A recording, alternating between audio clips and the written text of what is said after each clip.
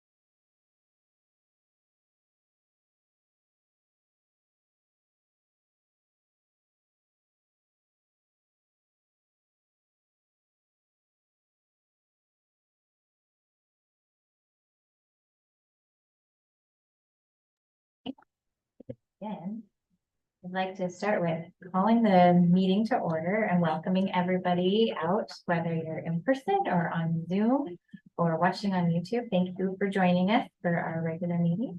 We'll start with our Pledge of Allegiance. Will everyone please rise?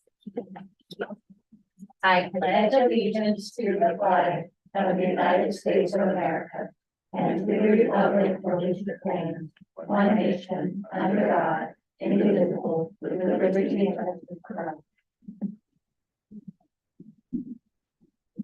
Thank you. Next, we'll have our roll call attendance. Madam Clerk. Director Ray, I'm here. Director Kelly, Here. Director Kingman, Here. President Levesque, Here. Director Knapp, Here. Student Advisor Devon, Student Advisor Nichols, Superintendent Sweeting. Here. Thank you. Our roll call is done. Next up, we have our approval of our regular meeting agenda. If there's nothing to change, then we will entertain a motion to approve our agenda.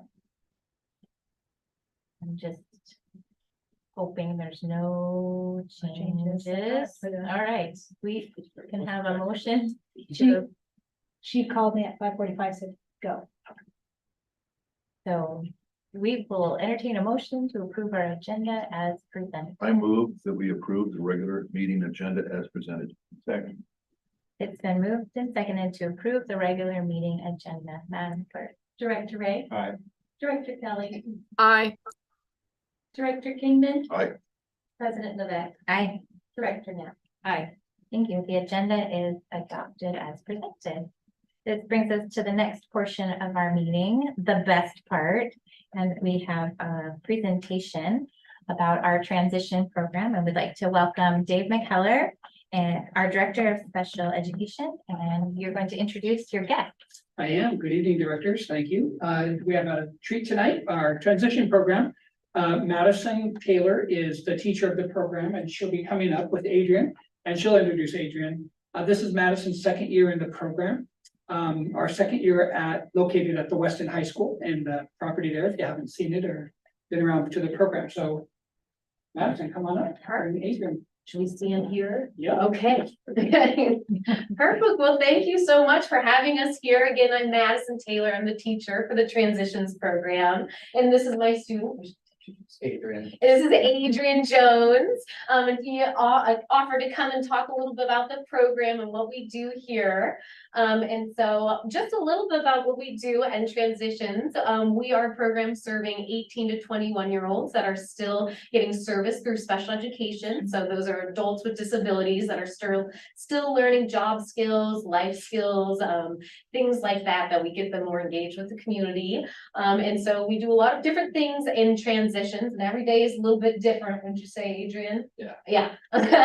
And so we spend a lot of time focusing on the different individual needs of the students that we serve. We have a really large range of students that don't need as many supports, but just need a little bit of help learning job skills and things like that, where we have also students that need quite a bit of support and learning job skills and things like that. So we really try and individualize the program based on what the students like to learn and all of that good stuff. So some of the things that we focus on are the community engagement. So a lot of the times to get us involved in the community, we go on scavenger hunts out at local businesses. Like, where do we go on scavenger hunts? Walmart, yes. Or other places that we go?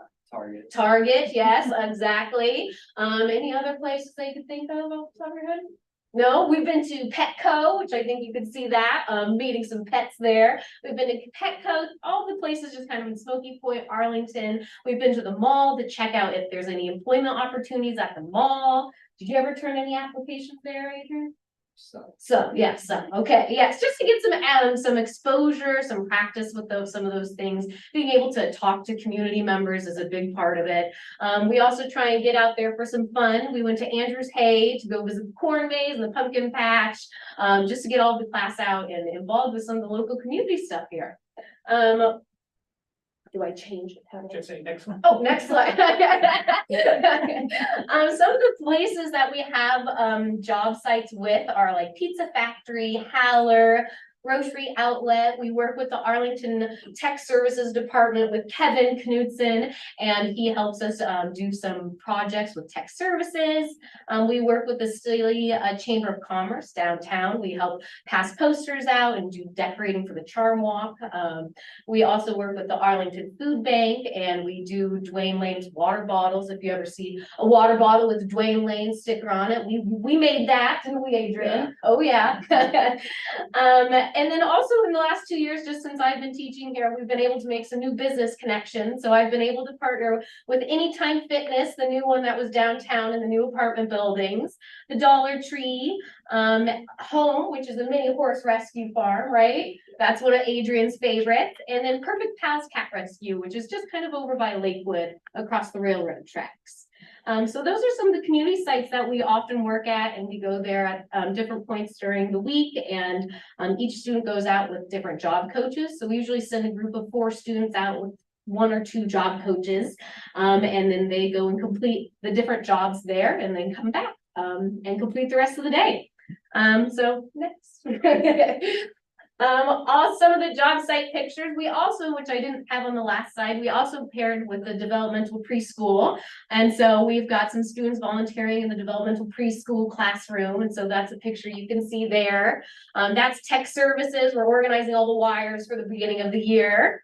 On the next slide, we've got one of our students at the Haller Middle School. We usually go there after lunches and clean all the lunchrooms up. We also work at Pizza Factory, which is Tamaya in the middle there. She's all gloved up and she makes the sauce cups. If you go down to Pizza Factory and there's little cups, we make those too. And also fold the pizza boxes.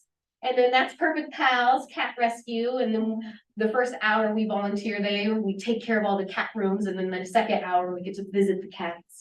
So that's another favorite of the job sites that we work at.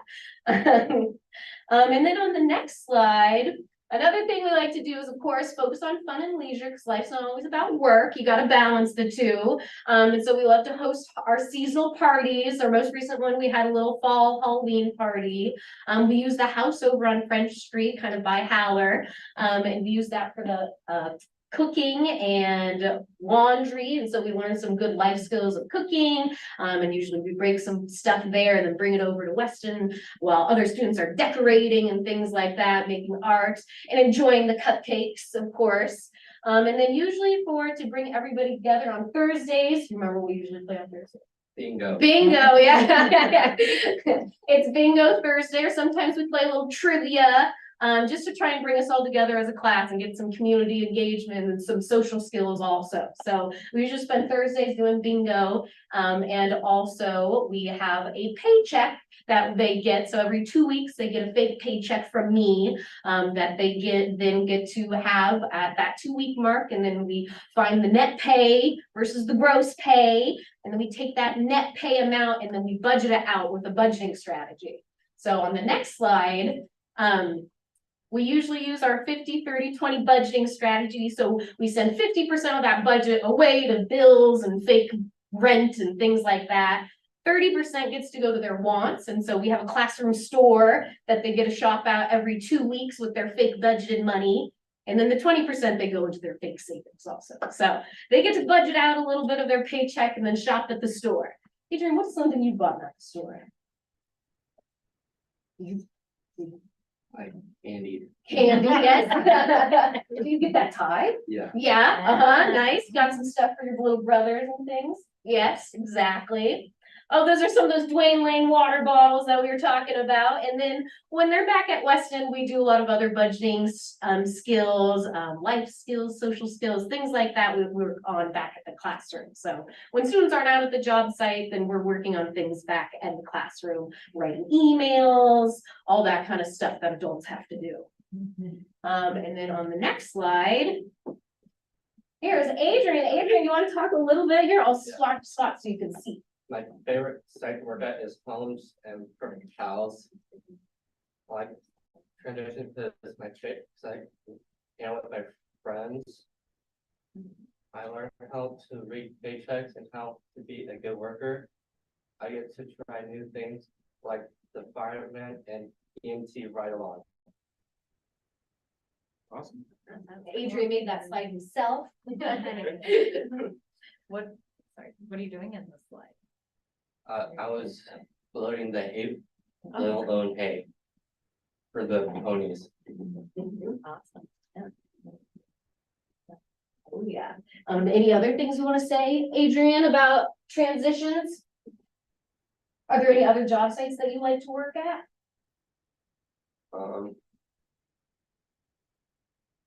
No, it's not off the top of your head? No? Okay. What do you like working on Perfect Pals?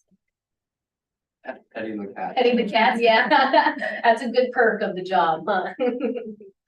Nice. Well, that is a little bit about transitions. Oh, the fire EMT ride along. Do you want to talk about that? Was probably your favorite part so far, right? Yeah. Adrian's interested to become a fireman, so I was able to get in touch with the new fire station that's right behind Weston on that road, and so we were able to get him a ride along with the firemen, so he got to experience that and get a little taste of what it might be like to be a fireman. Yeah. But that is about transitions. Do you have any questions for me or Adrian? About how many kids are in your program? We have, sometimes the numbers fluctuate, but we're about that 19 right now. Yeah, so pretty big class. I think last year we were at 16. Started at 22. Started at 22, kind of filtered down. We started again at 22 and now evened out at 19. Yeah, so very busy. 5 days a week? 4 days a week. We're 4 days a week, and our students and parents can kind of pick what works for them. We have a lot of students that have jobs, like Adrian works at UPS, so sometimes he'll come like 4 or 3 days a week, and then he'll work on that 4th day. So we kind of work with parents and things like that to kind of match the schedule of what the kids or adults are doing outside of school. But yes, we're a 4-day week program. Yeah. Another follow-up question. Oh, yes. Okay, so when you have all 19 of them Mhm. and you do these field trips, how do you get places? We have 3 vehicles. They're a little bit old and crusty, but we've got 3 vehicles. We've got a van, a Suburban, and a Taurus car. And so I'll try and arrange groups to kind of go out. And the best we can, we try and get as much people out. So we usually do a morning work shift, have lunch, and then an afternoon work shift. And so everybody will usually kind of get out in the day, whether it be in the morning or the afternoon. And for the students that don't go out in the morning, that's when we kind of have pulled them back and do email stuff and practice paychecks and all that stuff. And then they flip in the afternoon. So everybody gets to go at least one part of the day. It just kind of depends on what part. I had a quick question about funding over here in the Zoom land. I was just curious, this is a wonderful program and obviously needed, much needed. And I'm wondering if you know do you get grants for any of this? Is it state funded? Is it, I'm just not sure what that looks like since it seems like outside, the K-12 type education model. Yeah, I was gonna say, Dave, that might be your question. So it's actually funded through the state. We have, again, an obligation under IDEA to serve kids through the age of 21 in need of, and this is, the connection for us is off of their transition planning that happens when they're 16 for every student with a disability and an IEP. So we have transition goals in the area of employment, education, and living. Some students might have like education and training, but not life skills like living. They don't, they can take care of themselves. And so then that just leads on to the IEPs created for the subsequent years related to those transition goals. But it's funded like any other student in our system. Thank you, Dave. Any more questions? Thank you so much. I really Thank enjoyed. you so this. much for inviting us. Thank you. Very nicely done. Thank you, Madison and Adrian. Very impressive. The next portion of our meeting is our approval of minutes. We have a regular meeting minute from November 13th and our special meeting event attendance minute from November 16th through 18th. Do we have a motion to approve the November 13th regular meeting minutes as presented, or is there any amendments needed? Make a motion, we approve the regular meeting minutes from November 13th. Second. It's been moved and seconded to approve the regular meeting minutes from November 13th. Madam Clerk. Director Ray. Aye. Director Kelly. Aye. Director Kingman. Aye. President Levesque. Aye. Director Knapp. Aye. Thank you. The regular meeting minutes are approved. Next is the special meeting event attendance minutes from November 16th through 18th for the 2023 of the WASDA annual conference. Do we have a motion to approve those? Make a motion, we approve the special meeting and event attendance minutes from November 16th to the 18th. I second. Second. It's been moved and seconded to approve the special meeting event attendance minutes November 16th through 18th for WASDA's annual conference. Madam Clerk. Director Ray. Aye. Director Kelly. Aye. Director Kingman. Aye. President Levesque. Aye. Director Knapp. Aye. Thank you. Those minutes are also adopted. The next portion would be reserved for public comments. Do we have anyone in the audience in person that would like to speak? Or anyone on Zoom? Moving on, we have our consent agenda.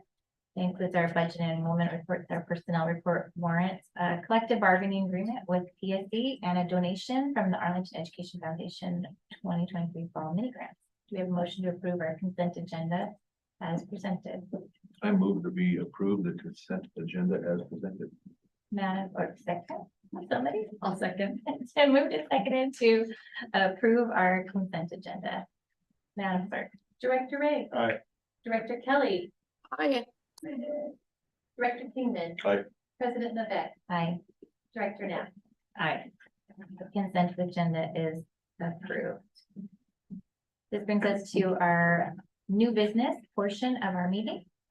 And the first thing in our new business portion is a resolution of appreciation honoring Director Mike Ray And Dr. Sweeting and the rest of the board.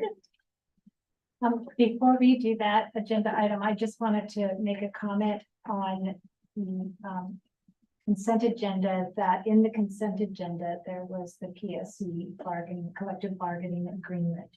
And after, just some, thoughtful and, you know, long bargaining sessions, I will say, the teams have come together in agreement. And today, as of 6 o'clock, they were voting, and I had the word from the president, Nancy Johnson, that we were good to go. And so that's why it went ahead and was placed onto the consent agenda. And I just want to thank both teams for working so hard and coming to this agreement.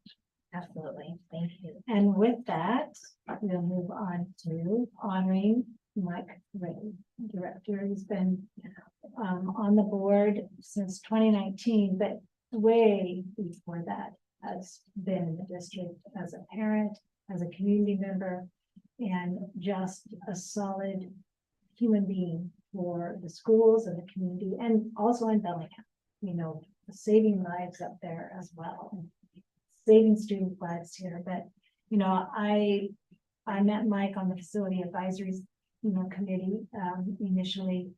That was in a committee form, and it's just, I appreciate all that you've done in serving and through COVID and all of that. So appreciate that greatly. And we have a resolution that's now forever will be in the history in resolution form. And it just highlights a few of those areas of service. And so and as board members, we'll read that. Yeah. Be it resolved by the Arlington Public Schools Board of Directors as follows.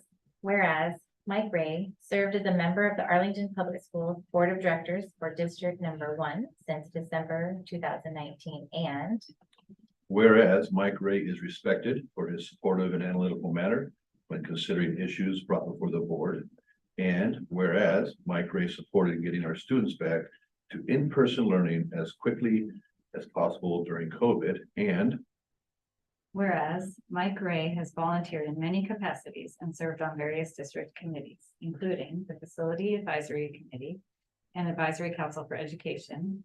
And whereas Mike Ray has always advocated for and supported the success of students in Arlington and has been saving lives as a fireman for over 27 years. And Whereas Mike Ray enthusiastically cheers on Arlington athletes, and whereas Mike Ray has given his time and service to ensure that Arlington School District and all Arlington schools are the best that they can be. And is it another script?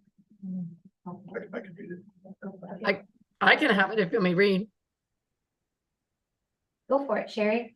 Now therefore be it resolved that the Arlington School District Board of Directors meeting in official session on November 27th, 2023, through adoption of this resolution, extends to its distinguished member, Mike Ray, for this token of appreciation and honor for service generously rendered to public education in the Arlington Public Schools. And Be it further resolved that this resolution be made part of the official record of the Arlington Public Schools Board of Directors, and that a copy of this resolution be presented to Mike Ray, adopted and dated this 27th day of November 2023. And we will present that to you in not a colorful one. You want the rainbow? Either way. I think it's nice. Well, we'll do some significant. And so, And this is an action item, so we do need a motion to approve resolution 2315, resolution of appreciation honoring Director Mike Ray. make a motion, we approve resolution 2315. Resolution of appreciation honoring Director Mike Ray. I second. It's been moved and seconded to approve resolution 2315, resolution of appreciation honoring Director Mike Ray. Madam Clerk. Director Ray. I'll do yay on that. Director Kelly. Aye. Director Kingman. Aye. President Levesque. Aye. Director Knapp. Aye. Thank you. The resolution passes. And I just want to say just as a personal note, it's been an honor and a privilege to serve with you. Remember when we were the newbies and we felt like we were totally lost and young, and now look at us. Yes, more gray hair. Thank you all very much. Thank you all very much. Thank Really you, Mike. Good time and learned a lot. It's been a pleasure serving, but new chapter, get some new folks up here and it'd be great. Well, I guess one new folk. Yeah, One new book. one new folk. Awesome. Be good. Thank you. Next up, we have our superintendent's donation report. Dr. Sweet. All right, and I just wanted, now I'm gonna interrupt the agenda sequence. Nancy Johnson, please stand. I just want to make sure that what I said is accurate. We approved the agenda, the PSE contract, and I just want to have you vocally say that that was ratified. Thank you. I missed it. Dang it. I know, but see, I'm giving you opportunity right now, so, I'm just gonna already vote. We did. We We did. just want to double check but that we that's just good. want you to say some words. We approved it, but we want to make sure, I mean, based on what you told me. Yep, the group came, we had a great turnout, and it was approved and ratified, so we're moving on into the 2023-26 contract. And hopefully everybody's happy. Thanks, Nancy. Thank you, Nancy. Thanks for all your hard work and making that happen and the great communication so that we knew what to do tonight. Yes, yeah, and there are special requirements for the CBA, you know, and timing and such, so we knew it was gonna be a tight squeeze, but appreciate the flexibility of all. So next, the agenda item for donations for the month of November, there was one donation that was from the Stillaguamish Parent Club for the Stillaguamish Valley Learning Center, and it's the Gaga Pit. So it's the hardware for that in the pit, and if you haven't seen that in action, I've seen it in action at KP and actually was in the action in the Gaga Pit. But anyway, $2,456 were donated for that piece of equipment. Thank you. That's quite generous. Yeah, thank you. The next item on our agenda is our Merle McGuire Mayo Scholarship. I'd like to welcome Gina Dutenhorst, our Executive Director of Financial Services.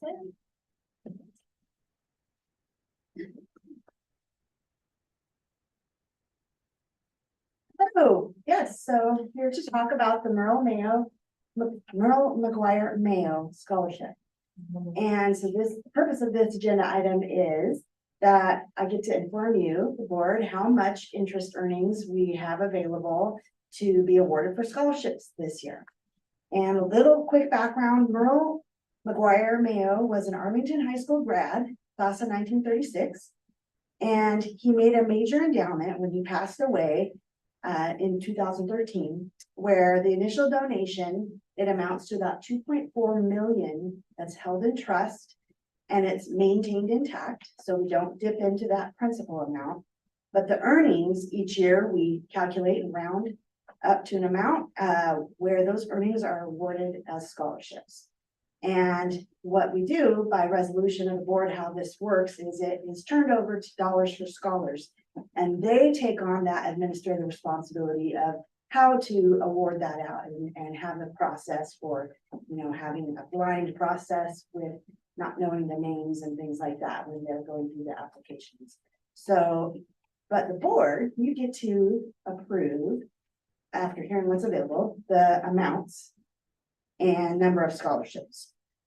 And usually it has involved where some of the scholarships are renewable for up to 4 years, and some of them are just a one year amount. And it varies a little every year because the earnings change.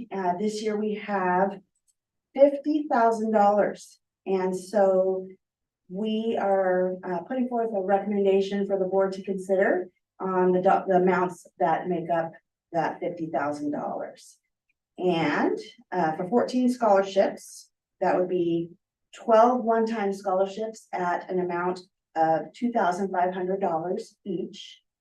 And then 2, which would be our bigger amount, 2 reoccurring scholarships of $2,500 that's renewable over 4 years. And all combined, that comes to a total of 50,000. And the way we, divided that up to between this, the single year versus a 4-year is roughly 60% are going for single year scholarships and 40% for renewable or recurring scholarship. And college costs are increasing, and these scholarships set in a range of 2,500 per year to make a meaningful contribution for those individual students who are awarded, rather than spreading it more thinly across more. So those dollar amounts are safe. So is that how you came up with 16 people? 14, 14 plus 2, 12 and 2. 12 and 2. So is that how you came up with 14? Is by Yes. giving them a Yes. meaningful amount? Mhm. Rather than spreading that over 50 people? Right, Right. right. And how do you determine which 16 people or 14 people that is?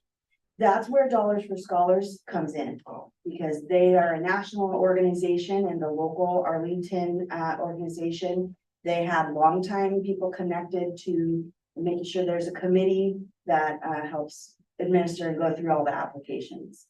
And then they make the award. so is it academic based or financial need based? Both, Okay, yeah. And when the students are filling out their applications for Dollars for Scholars, the committee doesn't actually see the name of the student, just It's the a line. criteria. It's a Yeah. line. They're all numbered. Yep, it's academic, merit, and financial need.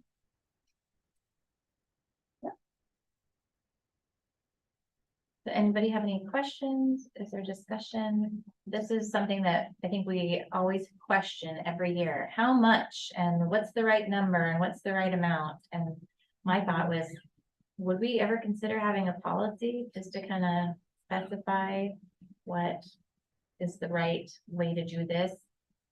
So I don't know, maybe in the next year or so when we have some time to think on that. But somebody want to mix it up and change anything? Do you like the recommendation? Just some more background questions, if you don't mind, Gina, and I Sure. understand that those might be behind the scenes stuff, but the overall base amount of the fund. Is there a collective team of individuals within your department that kind of figures, okay, let's invest it in whatever fund we invested in, and what kind of plans are made to account for inflationary process? So, Right, 100 years from now, there's Right. substantial Substantial. funds to, yeah. yeah. The Snohomish County Treasurer serves as the decision-making board plan body on that. They have a pool, and that pool is where the funds are invested. So it's one that doesn't have to be super liquid, because we go for a whole year with just having those funds in there.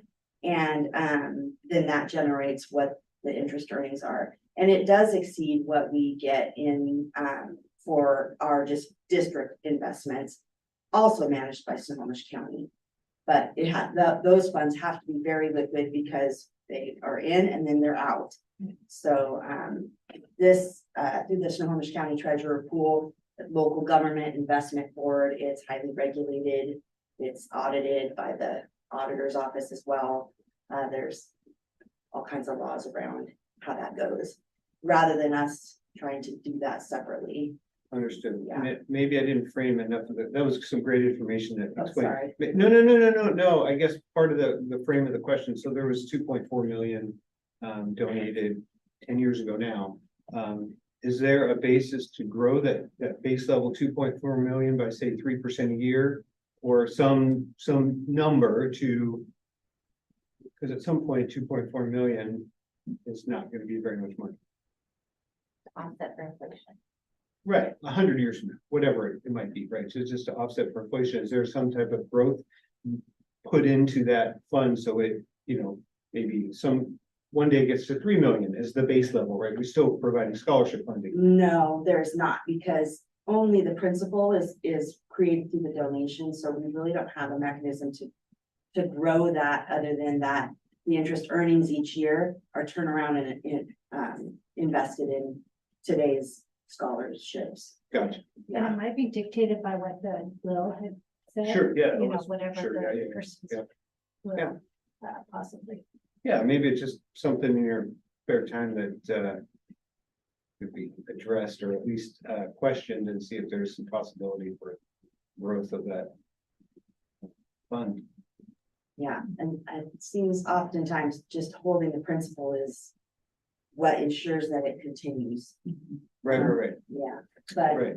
no, I haven't thought about trying I- to make it bigger. Gina, I was going to add to that, Mike. Thanks for bringing that up because I would say the same thing. Today's dollars, college in 10 years, college what it was 10 years ago, it's vastly different. And I think we should explore that and see what is an amount allowing for inflation.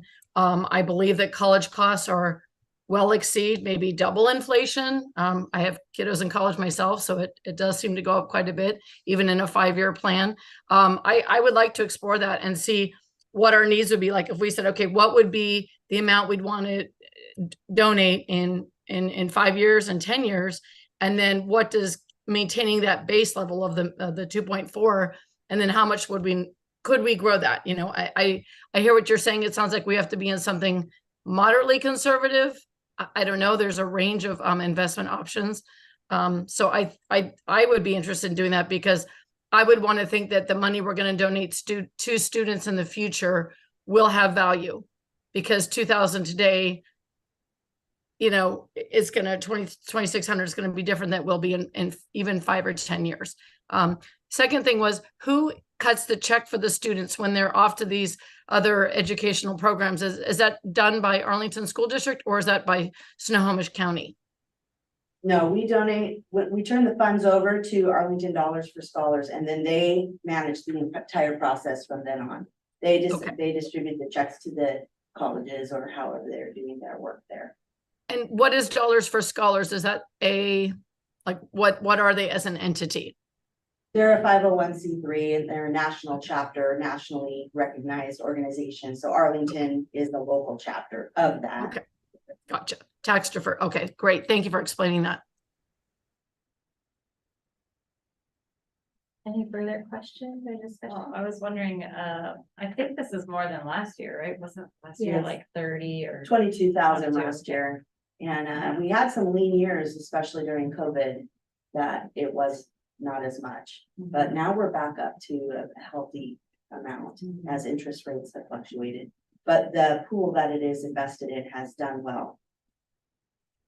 Historically well.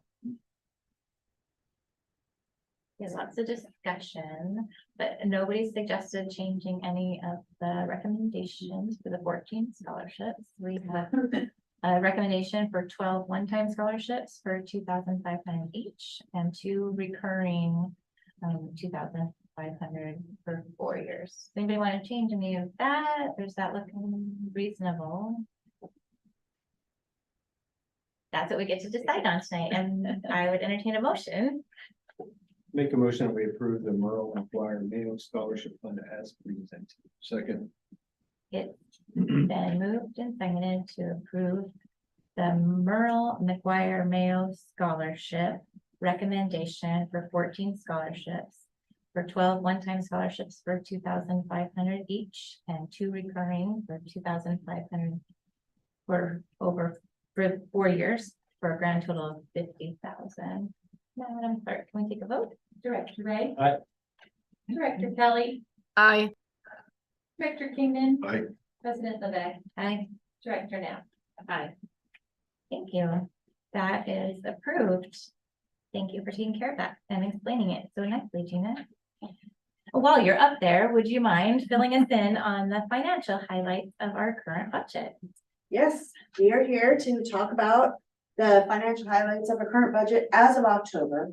So this is our first opportunity to now be in the new fiscal year. Last board meeting, we were sharing out on the fiscal year end and the culmination of where we ended up. And during the time that we're closing out the books, September and October, those months are still open. We don't officially close them out until the prior year's done. So this meeting coincides with the September and October month-end statements. Financials are on the consent agenda. And then here's where I can speak with you openly about, some of the highlights, because those reports contain a lot of detail. But what are some of the highlights of what you could be looking at and seeing and knowing? And also, if you're speaking in our community for any reason, what are our financial positives, but what are our challenges? And so I'll be coming each month and talking with you kind of in this format, coinciding with when the reports are on the consent agenda. So this is a new year and it's a unique year. It's different than our previous years. We do still have some of the same financial health points to make. 4-year educational programs and operations levy. That's an extremely positive thing and a positive community support to be able to have that. And our capital levy as well. That's made a significant contribution to being able to maintain and make improvements to keep our facilities in the best possible shape. And then mentioning in the same breath that both of those levies are expiring at the end of 2024. So another positive financial highlight is that the board has approved February ballot measures for replacement of those levies, both the EPNO and the capital levy. Another financial positive is that our enrollment is increasing. We have over 100 more student FTE than was estimated in the budget. So that will result in additional state funding somewhere in the range of between 1 and 1.5 million.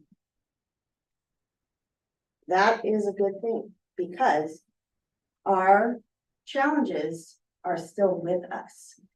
We made budget reductions for 23 and 24, and now we're living with those reductions. And it's challenging because student needs are increasing. We're working to recover from declining fund balance, and the needs and costs just continue to be shown. And as a result of the pandemic, they're still evident.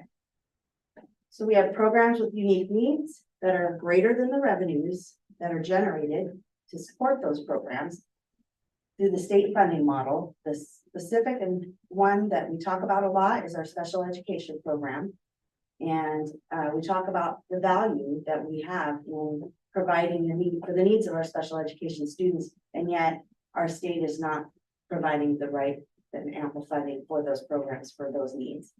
So that's a challenge for us. Our food nutrition services program as well, as costs rise, the funding models for those also are not keeping up with the costs around that.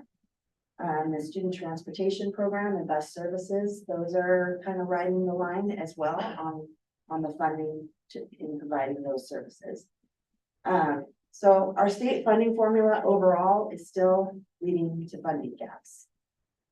We have continued cost containment that we'll be needing to do in the 24-25, and there's uncertainty. There's uncertainty as we go into February 13, 2023 is the date of the ballot where our educational programs and operations renewal levy will go.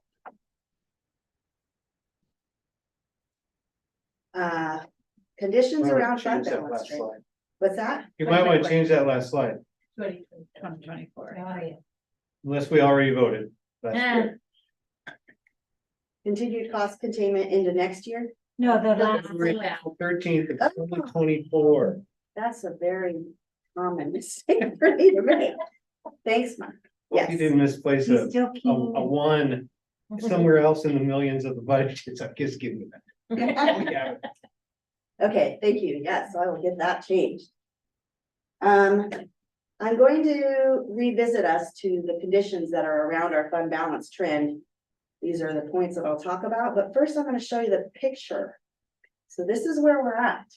For 23-24, our beginning fund balance is 3.8 million. And our fund balance as of October, from this month end, is 4.1 million. Now we will continue to follow the trend where it goes up and down and up and down. And we're tracking that very closely with our costs and spending trends. But you'll notice pointedly that it is that lower line, the dark blue line that starts at 4 million, that is this year's number. And it is markedly lower than in our prior years.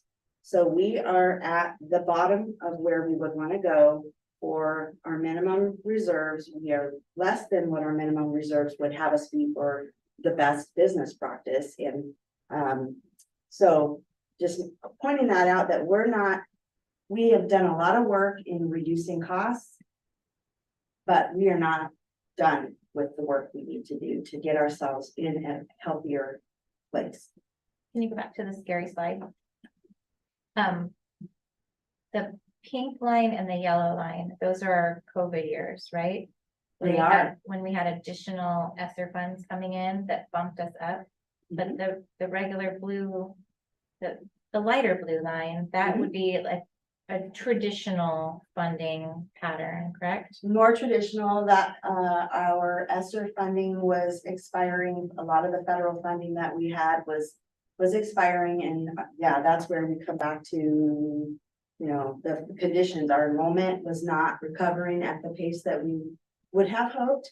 We planned and staffed for a higher level of enrollment, but we were also holding a very high fund balance at the time that we were planning for that year, and facing significant, student needs were very impacted that year, coming back off of 21-22 into 22-23.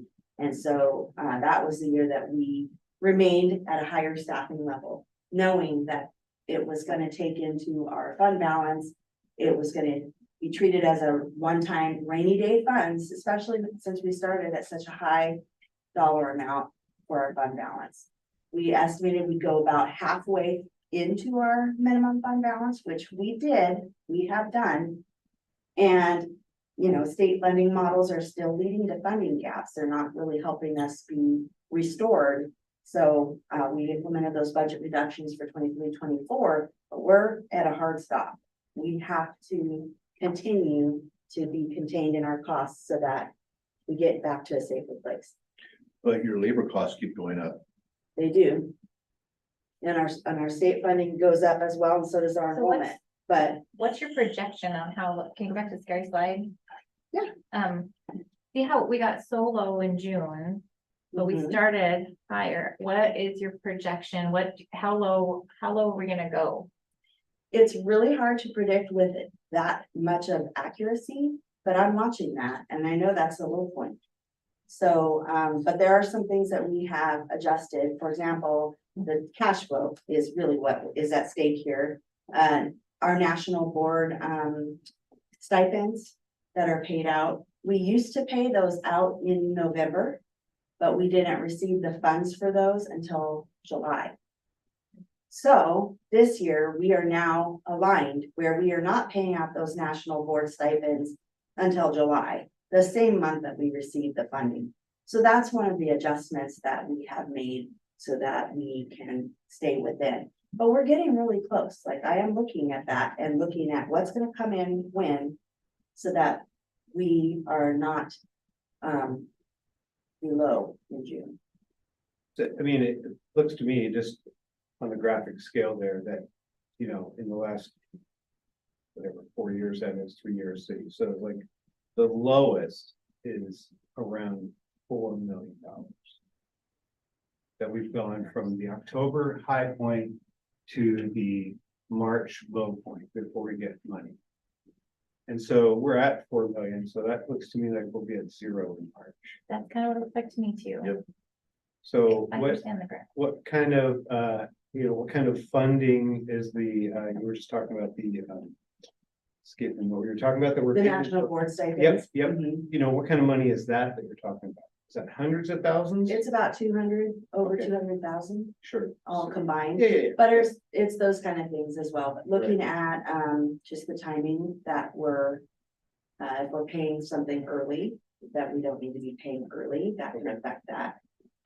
But we also will have our tax collections come in at that high pattern, the March, April is when we start having the next round of tax collections come Right. in. But it looks to me like, I mean, we need to make some pretty serious, you all need to make some pretty serious adjustments between now and March, so you don't get to that zero number, which, I don't think we're gonna be at the zero. When I look at our projections, we're Okay. pretty close. It'll be, okay. it's close. Yeah, I mean, I'm just basing it on what you have there the last 3 years. It looks Mhm. like you would be hard to avoid zero. But Sterl's still making it, just like the close win is still a W for the Huskies, sorry. Wow. That was. The wound is still fresh. Very fresh, very fresh. The close game. Yeah, they'll have some extra That numbers. was That was fine. Anyway, moving on. Yeah, Okay, yeah, yep, yep, it is with seriousness that we're looking at this, yes. Yeah. But we're Still We're scary. still solving. All right. Yes, so we talked about all the reasons how, why.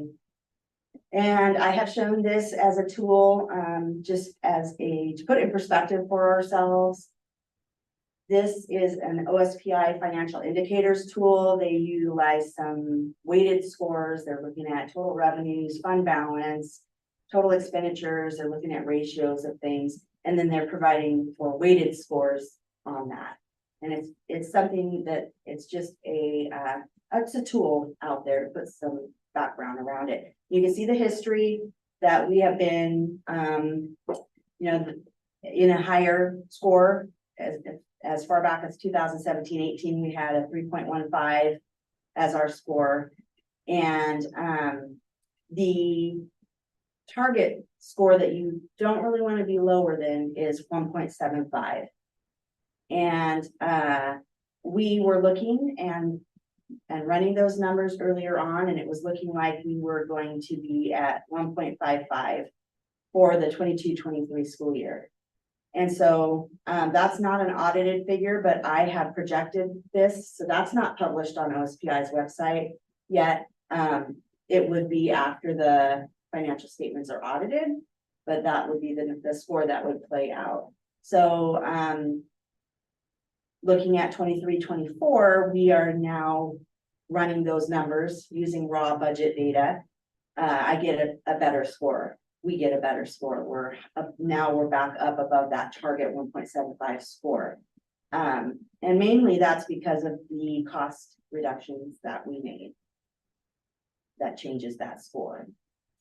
What does this mean? It's just a data point. It doesn't cause us to be in any kind of situation like you've heard some districts are in binding conditions. This is not what that is. But it is an indicator so that if you were to be below that score for multiple years, that's not good. And there's usually a small handful of school districts that get in that range every year. There's history on the tool. You can see exactly which districts scored what out of all the 295 school districts around. So. And this is the working forecast. And this assumes a starting fund balance of 6 million, which did not come to pass. So we actually started with a $3.8 million starting fund balance for the 23-24 school year. And that assumes that in the working forecast, it assumes we have a renewal of our 4-year levy with collections that would begin in 2025 through 2028. And that is the picture. And that was what was in the the multi-year budget summary that the board had an opportunity to see back when we approved the budget. So Gina, now knowing what the beginning fund balance actually is that the second column? Is that the working forecast?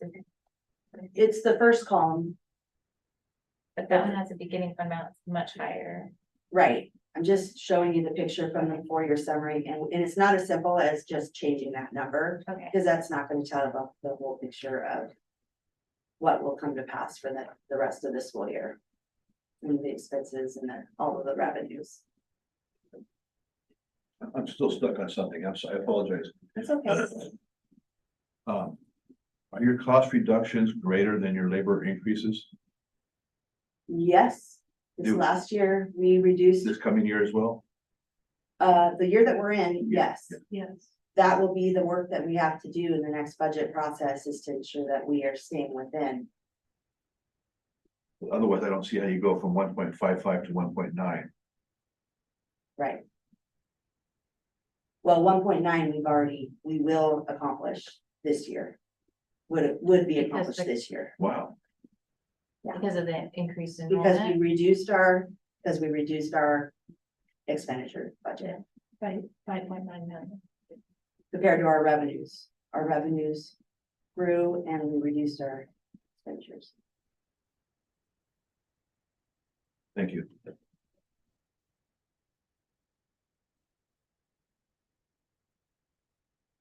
We We've been asking did our them. questions. Director Kelly, do you have any questions? No, I do not. Any further questions about our financial challenges or all the positive things for your, thanks for your support, Mike? No, I mean, it's gonna be a big challenge for you. Is our budget task force still meeting? Yeah, we are still meeting. We had a joint meeting with the Facility Advisory Committee at Post Middle School on November 2nd, and then I think we have another I think it's in January though. in January. Is there anything that is keeping you up at night? Are you stressed about the dollars? I'm certainly concerned but I'm looking at it every single day. And I have more detailed awareness. And you're seeing it up here, yeah, so, but it's difficult to be completely, yeah, I don't have a crystal ball, and yet I do have a lot of feel on the numbers of what's gonna happen, what's coming in. Yeah, so I'm watching, and it's a cash flow thing. We are solvent. This next year's gonna be challenging, and getting through the low points will be careful maneuvering, and if there's a need, I'll be coming and giving awareness to you ahead of time. Thank you, Gina. The next item on our agenda is our Universal Design for Learning 23-24 series. I'd like to welcome Carrie Henderson Burke, our Executive Director of Teaching and Learning, and Misty Wishman. She answered the same question, yes, you're right.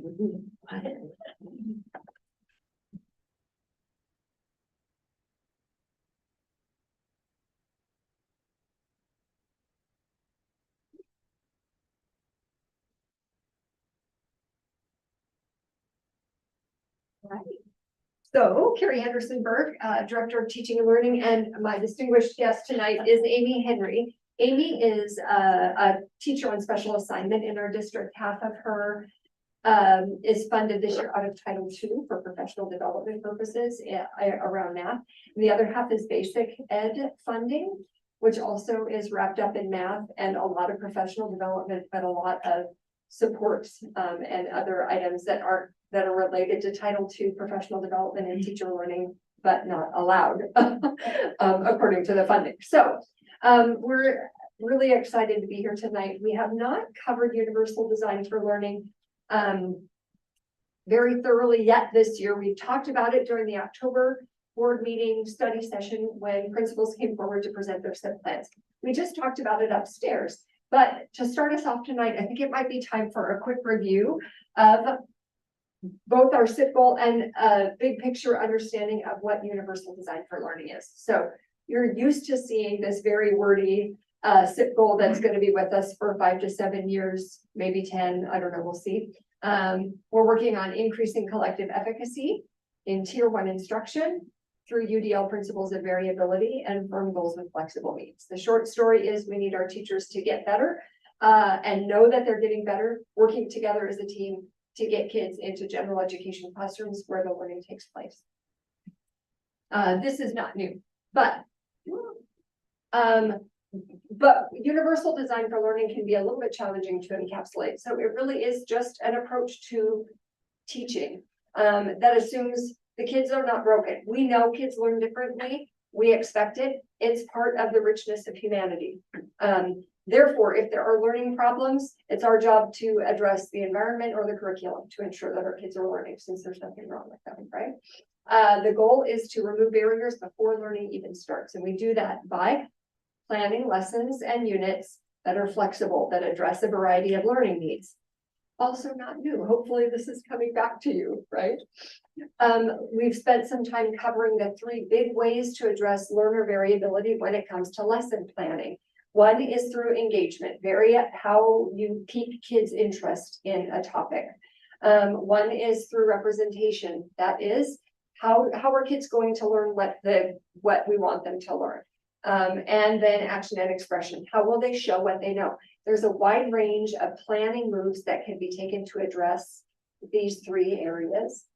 Still a really general concept, so, but it's powerful. So universal design, flexible lesson planning is a really central idea. It has a variety of access points for kids built in. We'll get into what this can look like in a few minutes with the talented and intrepid Amy Henry. But we also know that universal design for learning requires rich tasks. We can't really do universal design for learning with worksheets that have fill in the blanks or one answer. Most things in life don't have fill in the blanks, and most things in life don't have a single answer or a single way to get to an answer.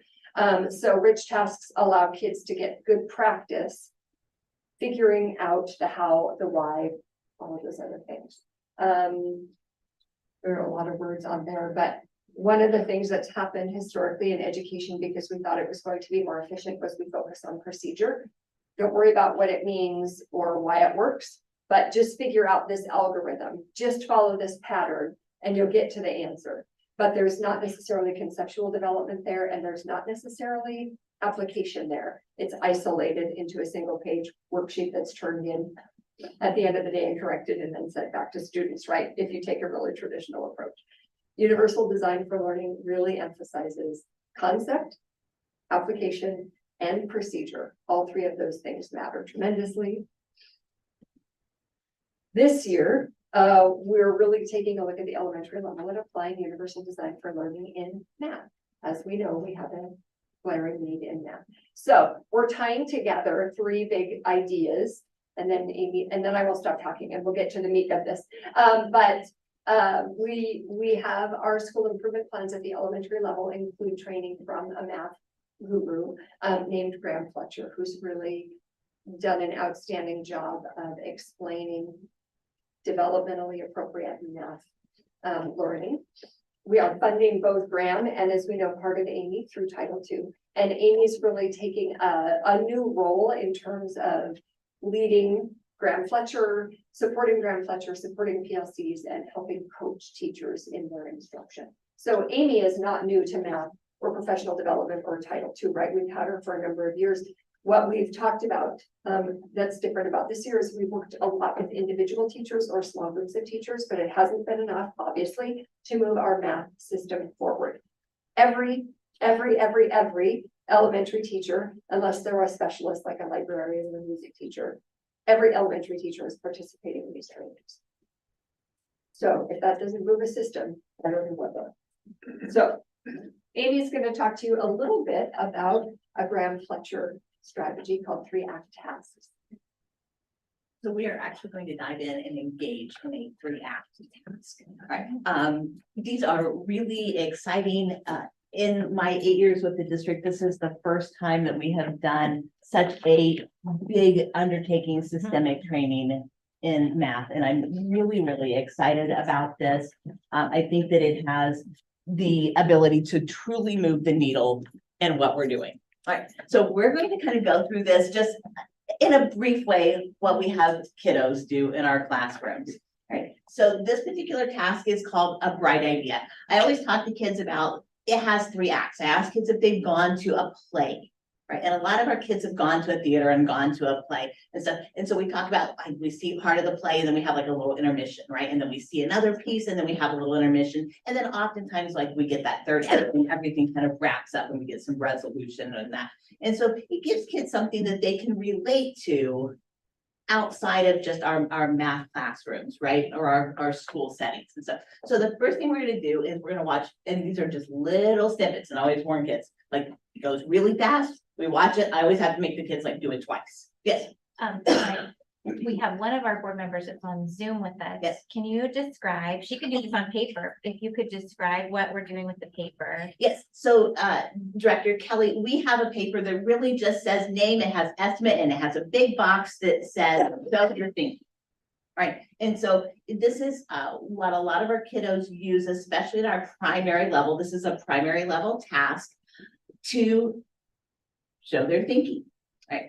And so that's in, then we'll have like a final answer. So that is Director Kelly. Do you have any questions about that I could answer before we get started? Nope, sounds good. Thank All you. right, thank you. Right.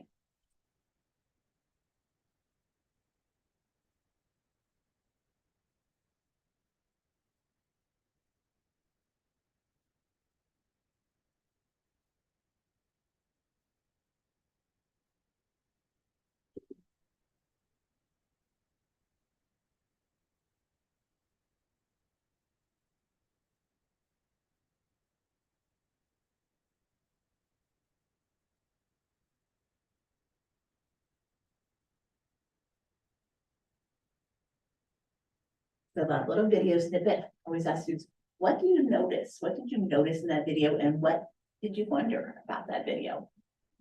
Right. Did you notice or wonder? Did he eat that last Skittle?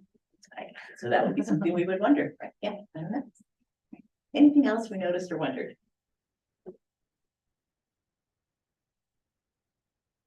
Are we supposed to guess how many little Skittles are in the light bulb? Yeah.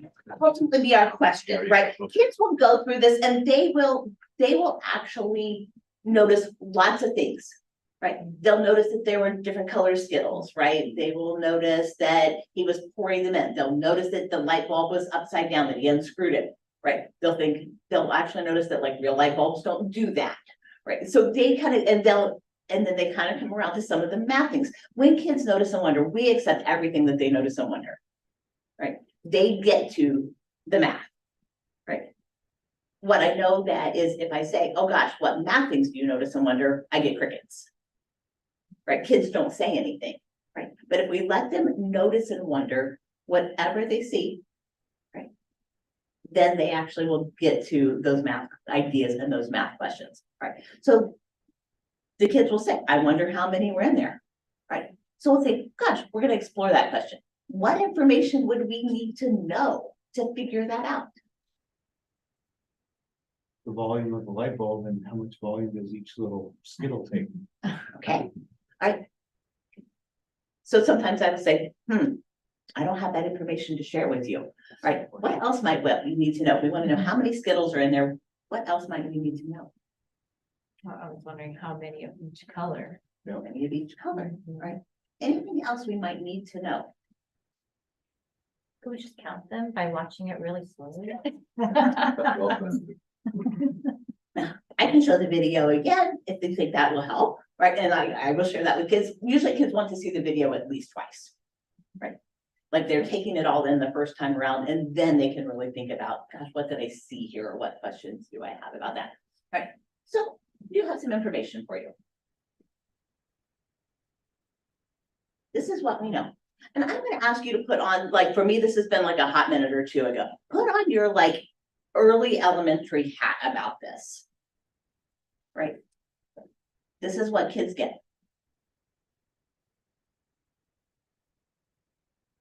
So we go back to the question again. If we have this information, how many Skittles are in that light bulb? And we ask kids to make, and usually I miss this part. I should have had you like do an estimate. Ask kids to estimate first, right? Sorry about that. Right? And kids make estimates, right? We talk about what estimates are. Even our little tiny guys can estimate how many are in there.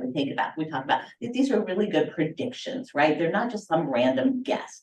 I'm not going to guess that there's 2,000 Skittles in there, right? So to get kids to make some good predictions in their estimates, right? So grade predictions and stuff. And so then we turn kids loose with a paper that like what you have.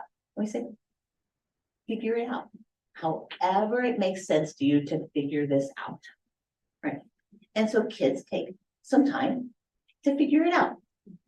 Okay, right? So take just a minute. How would you, and you don't have to like completely figure it out, but what approach do you think little tiny kids might use with this information to figure this out?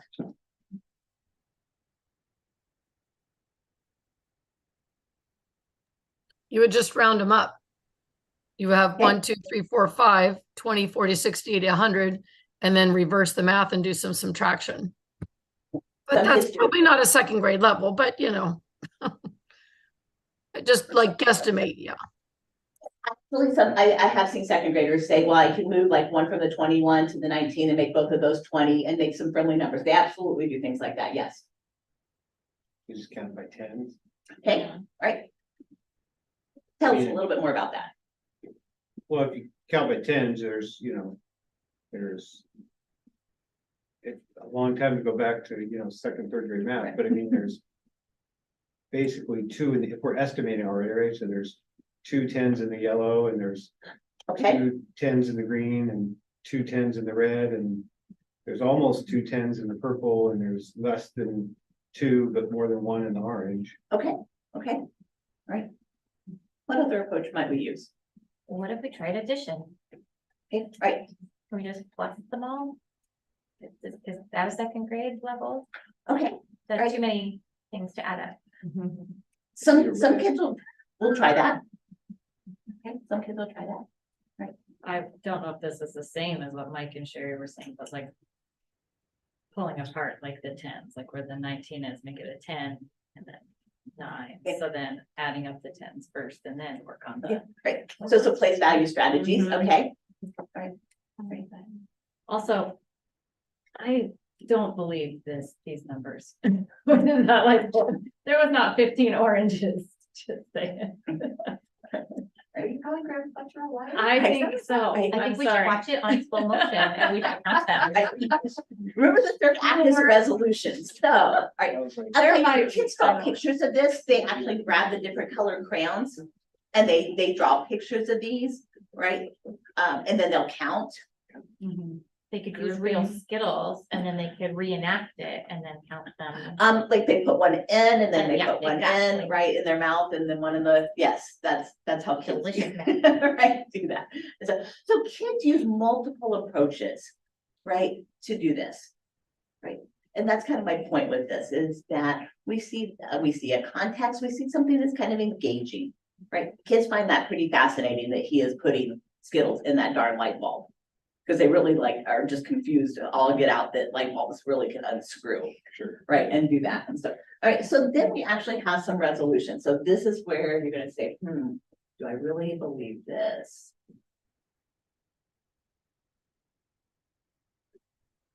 Yeah.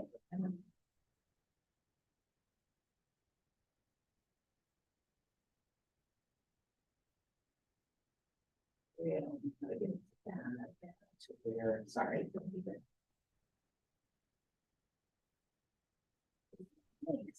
Yeah, that's.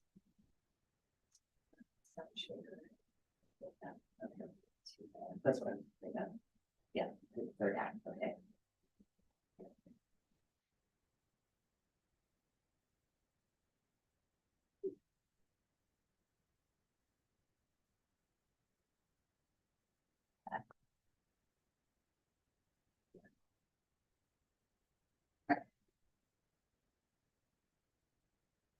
So after kids go through all of their work, right, and stuff, depending on how little the kids are.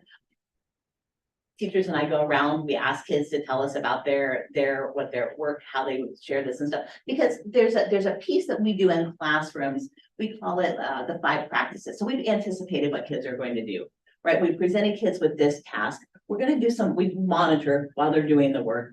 We do some selecting and sequencing. So it doesn't become a show and tell, right, at the end of this. It's very intentional about which strategies are we trying to highlight, right? So then we think about which strategies are we trying to like bring out and have those pieces of work shared? Right, so there's some intentionality about like, we don't have just everybody share. Sometimes we're sharing mistakes, right? As well, right, because those are powerful learning opportunities for all kids, right? We know that. And so, and then we want to shift, like maybe I want to highlight place value, right? Maybe we're working on some of that. Maybe I do want to work on estimating, right? I'm going to round this, maybe I'm doing some compensatory strategies, right? I'm going to say, oh, this is, you know, about 20, this is about 20. And then I subtract it off at the end, right? I think Director Kelly was talking about that.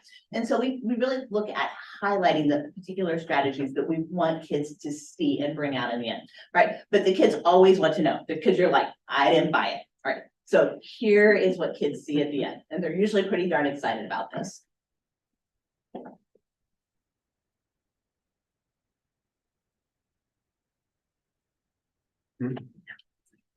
Yeah. Ah.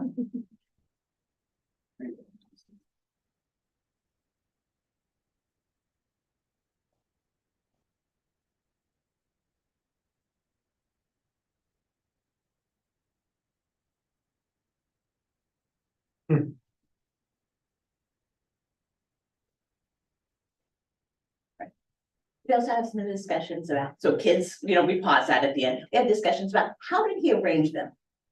Right? How did that help us then verify what was actually in there with what the work we have on our papers? Right? And kids will talk about, well, you put them in columns of 10. Right? So we were able to see these columns of 10, count by 10s, and we saw the two with the two left at the end. Right? And so that is in a nutshell. We usually take about, believe it or not, we take about 30 minutes to do this. But in a nutshell, this is what kids engage in with lots of different tasks at lots of different, this is considered, believe it or not, a first grade task, right?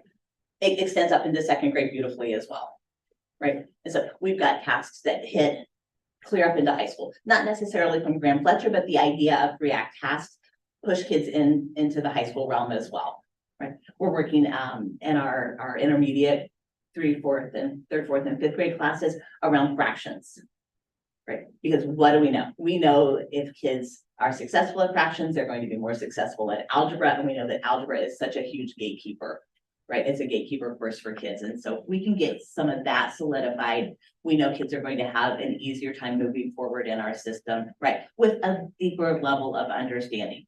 But for kids to have that deeper level of understanding, we also have to have that deeper level of understanding. Right? And so that's where some of that Graham Fletcher work that we're doing K-5 is at, right? Our K1 and 2 teachers are really looking at the development of numeracy. This was such a shock to me. I didn't know that there was a progression of numeracy development, right? What we know now, after doing a lot of work with this course, is if kids don't have subitizing, the idea of like looking at a group of dots like we see on a dice, right? And stuff, and knowing that it's 5, right? Or a 3 or a 6, that they're going to struggle in that progression of learning, right? That hierarchy, right? And so it's been really astounding. I thought maybe it was just people like me that are, 100 years into our careers that didn't know this stuff. But I also work with teachers that are very young in their careers. And I said, hey, did you get this in your pre-service training or anything? And they're like, no, we didn't know this either, right? So it's just something that I think is just missing, right? It's missing. And so our teachers are really working on incorporating this in their assessments, right? In their classwork, in their lesson planning with that intentionality. So I think, like I said, I think that this just really has the possibility of truly moving the system for us. All right, so we're going to go back to the slides here and kind of look at, I'm just letting Carrie operate the technology because I would not get this here.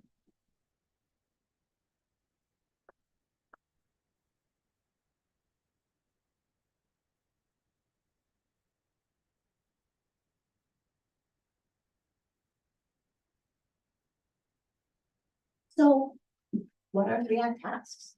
Right, we just engaged in one, but they're a group task, right? Where we get 3 distinct parts. The first act is designed to engage and perplex kids, right? We know that one of those UDL principles was engagement, right? We also know that if we can't engage kids, we can't help kids learn, right? If they have checked out, we can't do it, right? We seek information and solutions in that second act, right? In a variety of ways, right? As you talked, everybody had different approaches, right? Our kids have different approaches as well, and we honor those. It's not in the days where I was in school and there was one way, it was the way the teacher taught us, and that was it. Right? We now know that kids think about things in lots of different ways that are valid mathematically.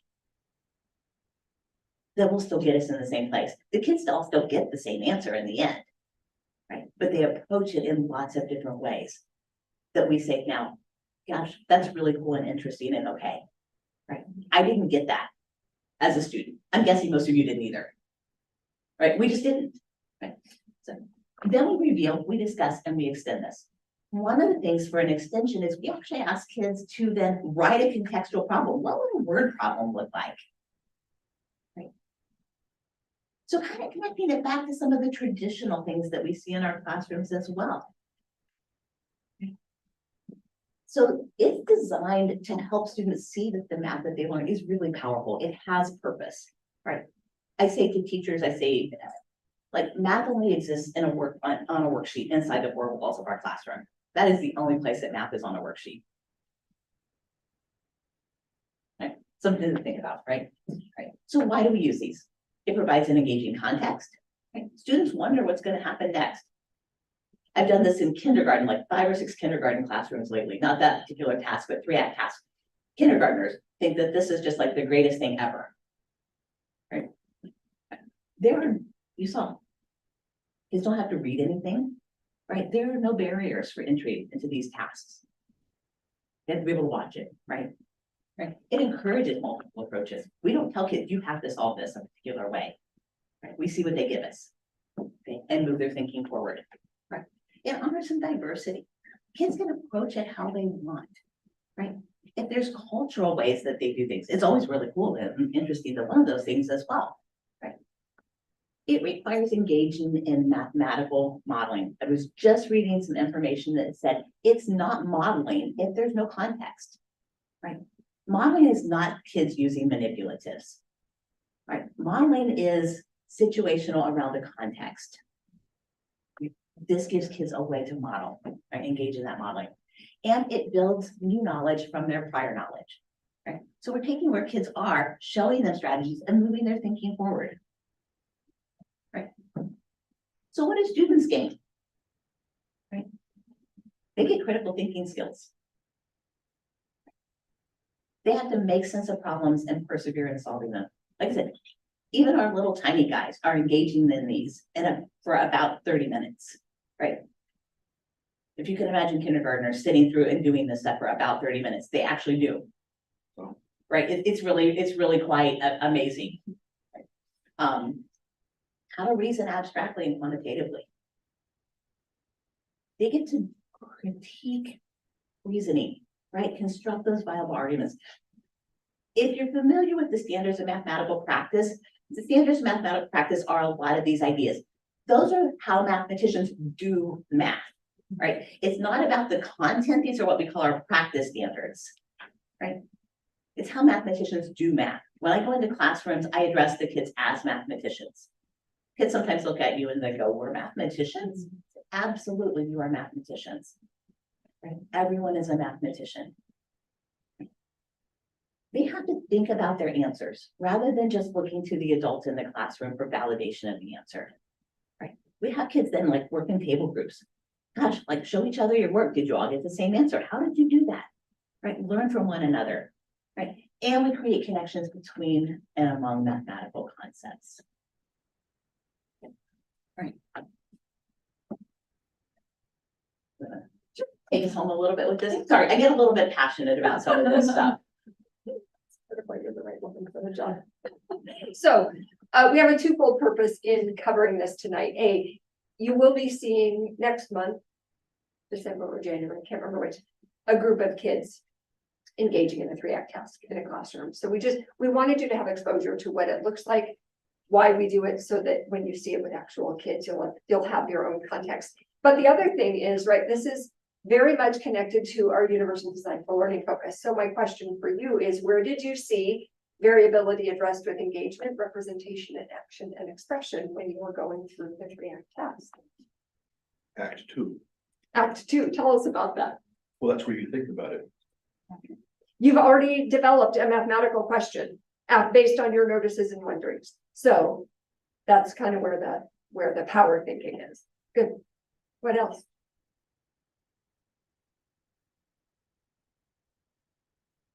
If this is UDL, I'm starting to become a fan. It's taken many months. And we did start with broad concepts, right? That underscore this kind of teaching and learning, right? So we can recognize it when we see it. Each kid is responsible for developing his or her own way of expressing their understanding and their conclusion, right? There are no boundaries placed around that. You can draw, you can use pencils.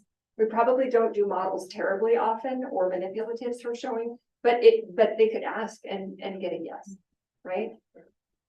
Firm goals with flexible means right there in a 3-act task in action and expression. And of course, we know skills are inherently engaging for 98% of our student population, and probably 100% of our adult population. But so we've taken this really big concept of universal design for learning. We've talked about the concepts, now we're applying it specifically to a subject area with elementary kids. And so that's kind of that deepening progression that we're moving through. And of course, I'm good to see you with kids in the near future. So that's always a winner too. Yeah, the best part. It is, I know. It's hard to not be elated.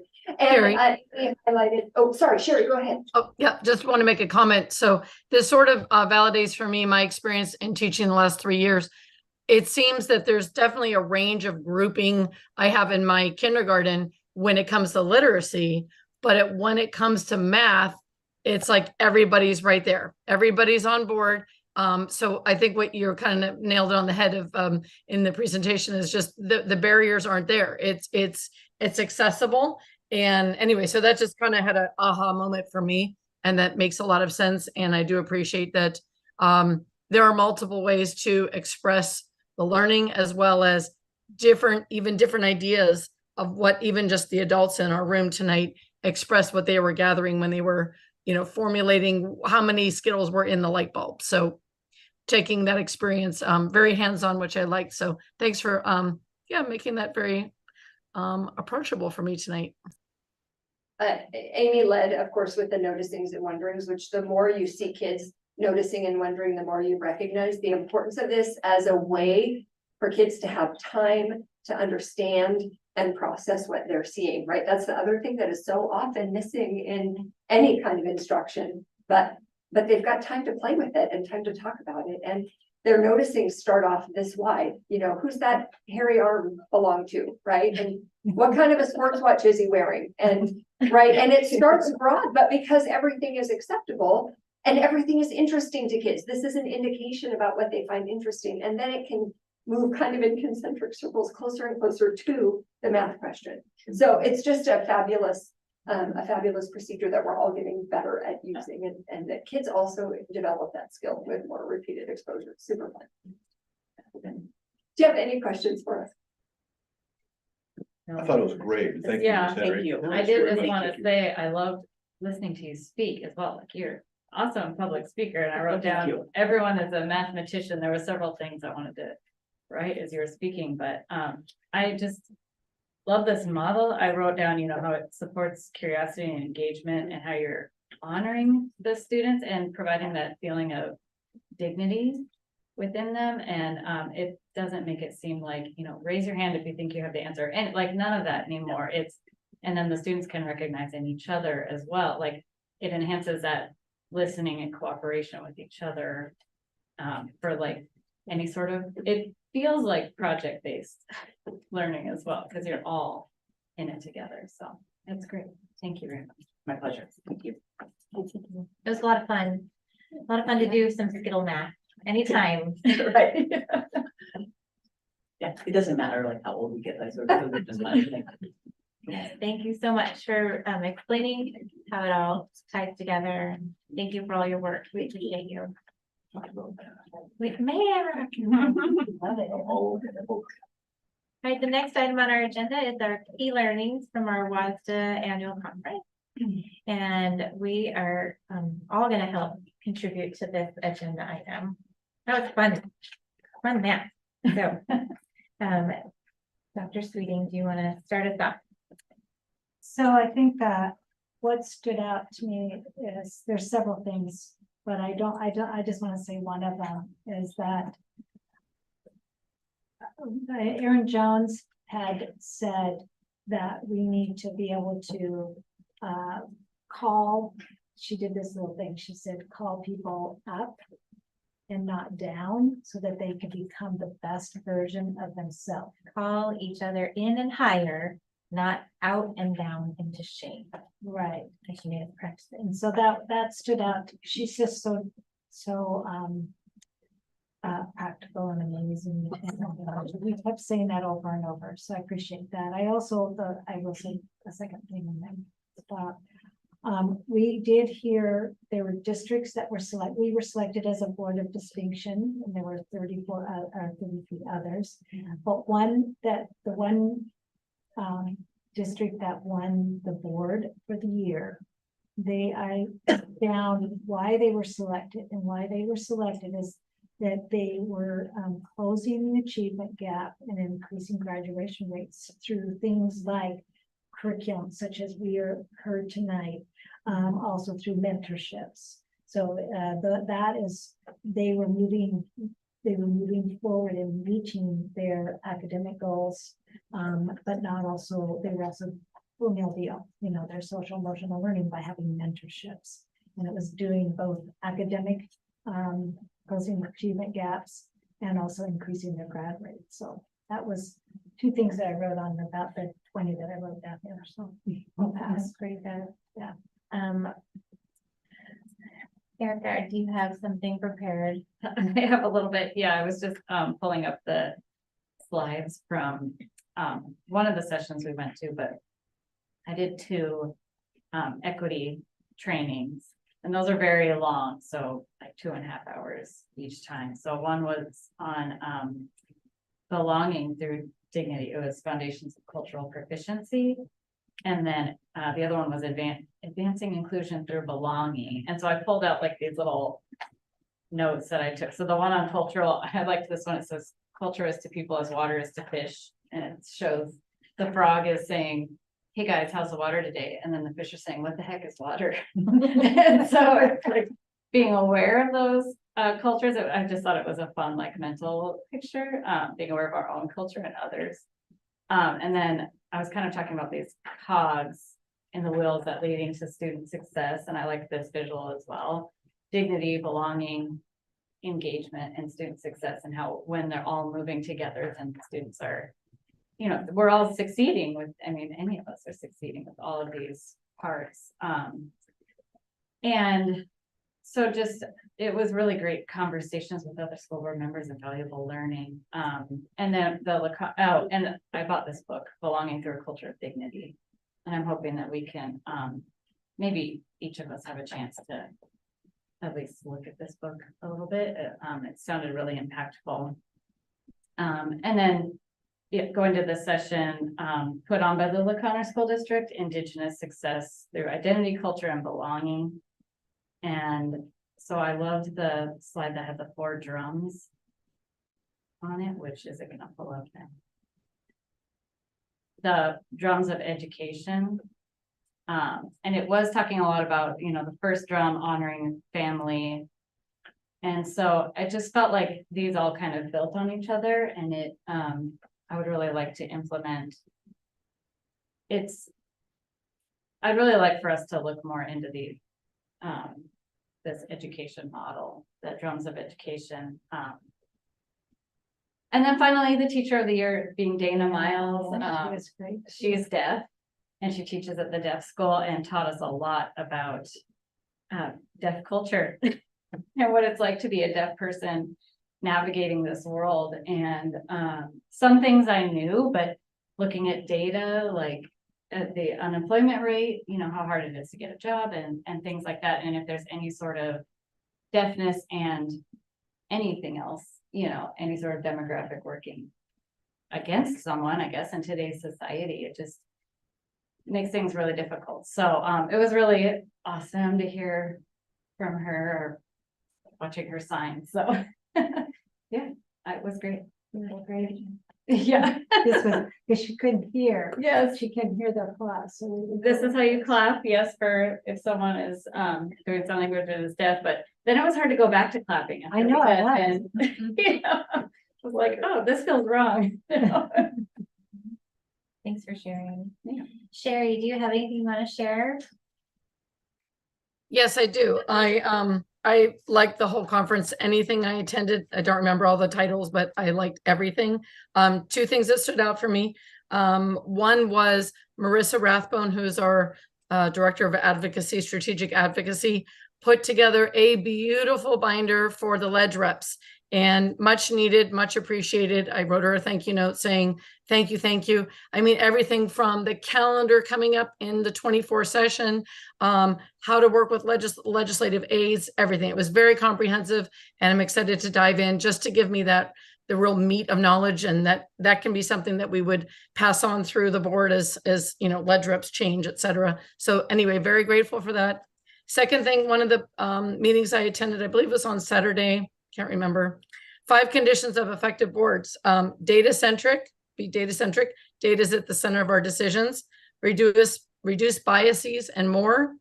Number 3 is collaboration. Weave that into a single district position. 4, success is complicated. We win 100 different ways, not just one thing. It is a collective, collaborative process.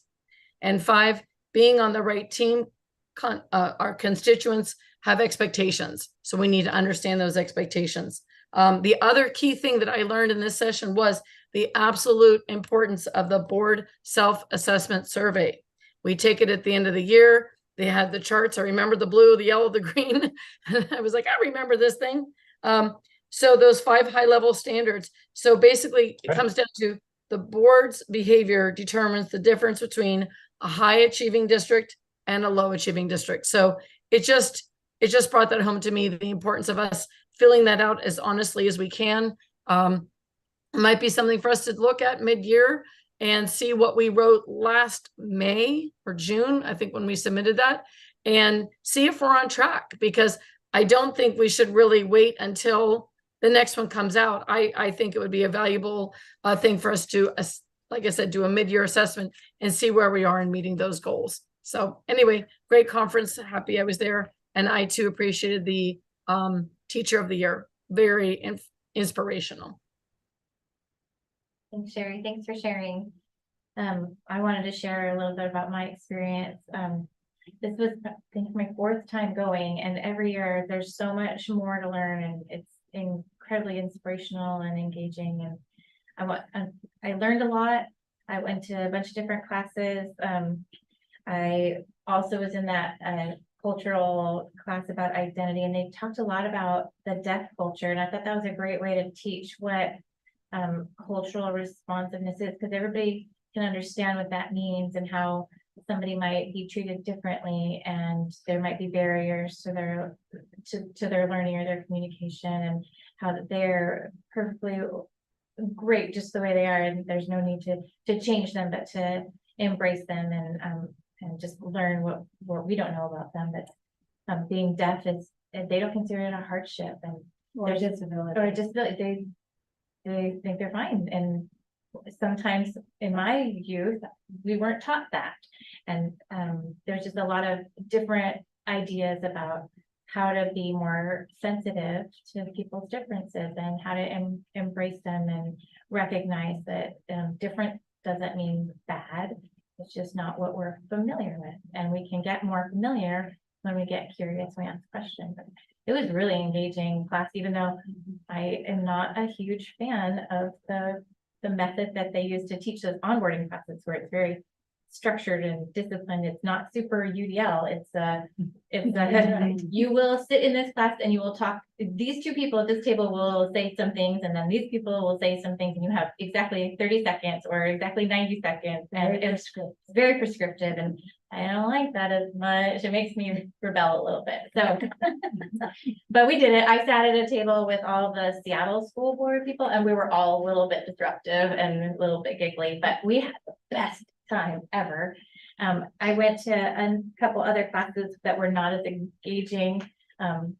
One of them, I went to a parliamentary procedure class, and that was a little dry, but it was so helpful and important, and I learned a lot about. And then there were some people in that class that were maybe a little bit concerned about some really serious problems, and I was just thinking how grateful I am that we live here and we do not have meetings that go until midnight with public comment, and we have it pretty good right now, and I feel bad for some other districts. I was able to connect with a lot of other school board members across our state, and they were so different, and like, why did you want to run for school board, and how new are you? And a lot of them hadn't been sworn in yet, and a lot of them were, old timers, and it was really engaging to talk to so many different people and their background and why they wanted to be on the school board. And I met people from all across the state, because every time I was in a class, I would turn and talk to somebody and learn from them. And so I learned a lot from the presenters, but I learned a lot from the people that I got to interact with at all the different tables and the hallways and the classrooms. And then I was really inspired by all of our speakers. Our outgoing WASDA president, Ron Mabry, he was so funny and engaging, and he would always, he had walk-on music. So every time he would come up on the stage, the song would be, "Ooh, child, things are gonna get easier." And it was just so encouraging and motivating that, we've had kind of a couple weird years, and things are getting easier and they're getting better and brighter. And I really love hearing from Erin Jones. She's one of my favorite people. One of the things that I really was a big fan of listening to Will Nelson. Our dear friend Will Nelson, our Arlington graduate.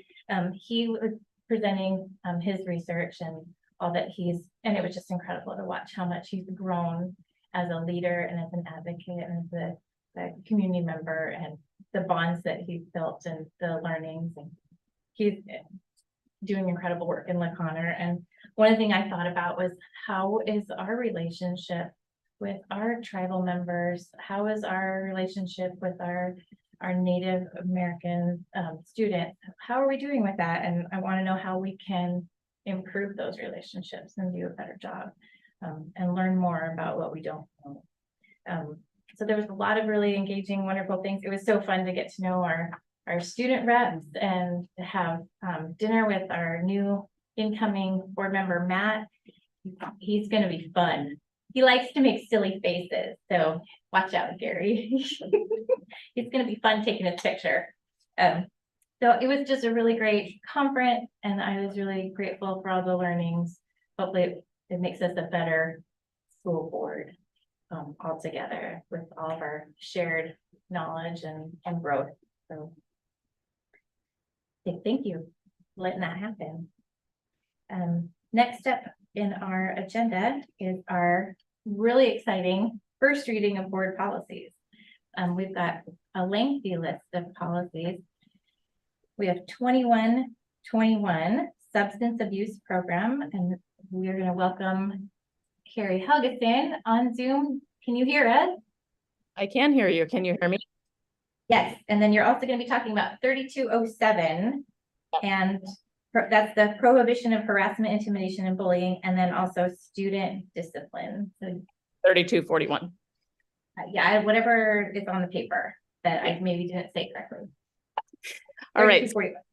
To start off, policy 2121 with our substance abuse program. So there are not a lot of changes you can see in this policy, a few cross out of words, but mainly the biggest part of this change and addition is to make sure that we keep students, families, and community members informed about drug abuse issues, and that when we're finding information out from Department of Health, that we are communicating that out to our constituents. So that's really the big change or addition in this policy, which I think is important to add in, that we don't keep it close into our school district, but we make sure we're communicating out to others.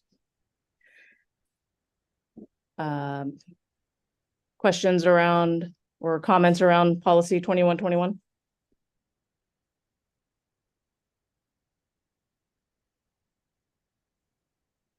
No. I don't hear any questions.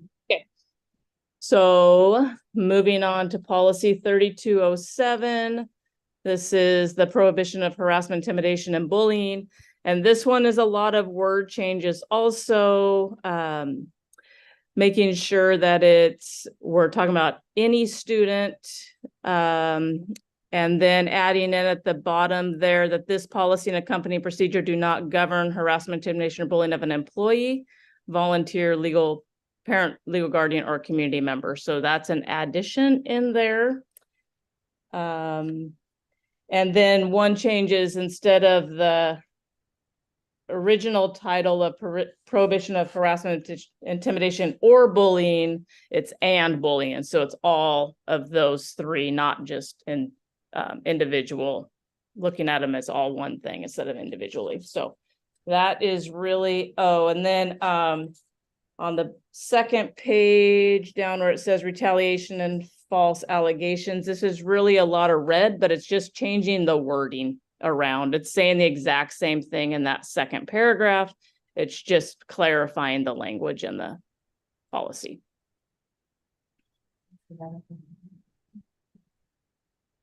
I had a question about this one when I was reading it over the weekend. Is it mainly students, like student to student interaction, or is this aimed towards, because it's very clear that it's of harassment, intimidation, and bullying of students, but yeah, is it negating from where it's coming from? If that makes sense. Yeah, so are you talking about from like adult to student or student? Okay. I think it is all. They make that comment because there's another policy that is related to the. Okay. This is mainly towards students, I believe, not student, but I believe could be an adult to a student as well. Okay, yeah, that's what I was wondering. Thank you.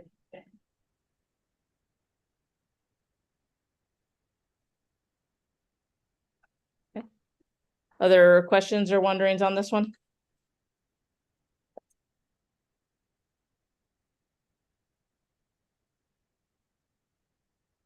I don't hear any questions, Carrie. Moving on to 3241 and student discipline, and this is really a slight change, and it's basically changing the words emergency expulsion to emergency removal. And I like this change because sometimes, I mean, when we say emergency expulsion, we instantly go to something really bad happened, right?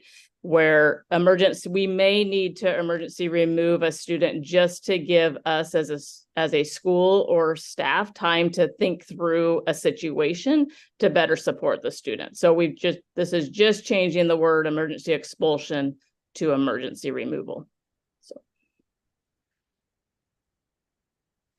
And it doesn't eliminate expulsion, because that's there, it's just the emergency expulsion is an emergency removal. Yeah. So are we not using that term anymore, emergency expulsion, just emergency removal? Right. Sometimes when we emergency remove a student, it could just be for one day. It just gives us time to have a meeting and talk about a situation that happened. Sometimes it's for longer, but.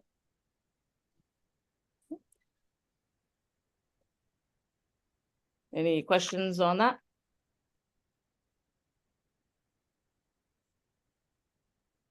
I don't hear any questions, Carrie. All right, thank you. Have a great night. Thank you. Next up on our first reading list of policies is our student record. And we'd like to welcome the other Carrie. Carrie Henderson, welcome back. Happened upstairs too, right? Carrie Hocus and then Carrie Henderson. Okay, so minimal changes to the student records policy. Really the sentence paragraph that's been struck was removed because of House Bill, I think 1537, 1536, that limits our power to withhold diplomas from students. So that says the old sentence may not be, a diploma may not be released until a fine is paid, essentially. The new House Bill limits us that says the damage has to total $1,000 or more. And we can release the diploma after 5 years, or at any point in time during that 5-year time span that the fine is less than $1,000. If that comes before the 5 years, then we can release the diploma. It also says we can credit community service towards repaying of those fines. And so this is just intended to limit the circumstances under which we withhold a student diploma. Yeah. How often does this apply? And I'm Not very often. $1,000 worth of damage, while everything is very expensive, it takes a lot to get up to $1,000 worth of damage. And there's a lot of effort that's done well before graduation to try to recover or give students opportunity to provide restitution for anything that might be damaged or lost.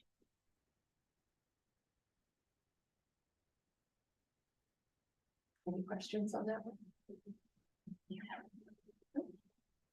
Sounds good. Thank you, Carrie. Thank you. And next is 5010, non-discrimination and affirmative action. Eric DeYoung. Good evening. Evening again. Yeah, so I have a couple of policies for you. First one here, as you can see, they've added a little statement at the beginning and then really defined discriminatory harassment and give some examples of it to make it really clear. And it's following the law. Most of the changes here are on the first page. They did also the non-discrimination statement there about all the different legally protected classes there. This changed to reflect the law as well.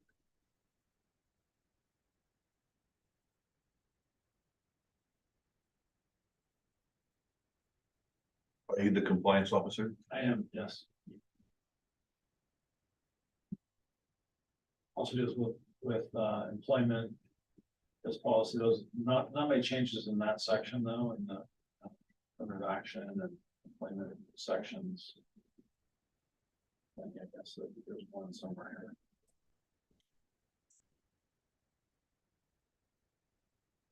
here. Suggested changes, questions? All right, I think we can bring up the next one. I have the next one. 5310, compensation. Yeah, compensation changed quite a bit, which I actually like better. It's really clear. It talks about represented employees, non-represented employees. And just really pretty clear and concise. We're going to follow the employment contracts, those kinds of things that we would operate under the bargaining agreements. So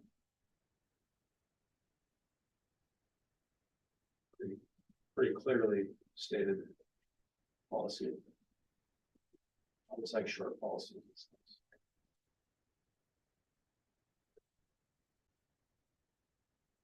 I don't hear a lot of questioning also on this one, so. They put me last for a reason. Thank you. All right.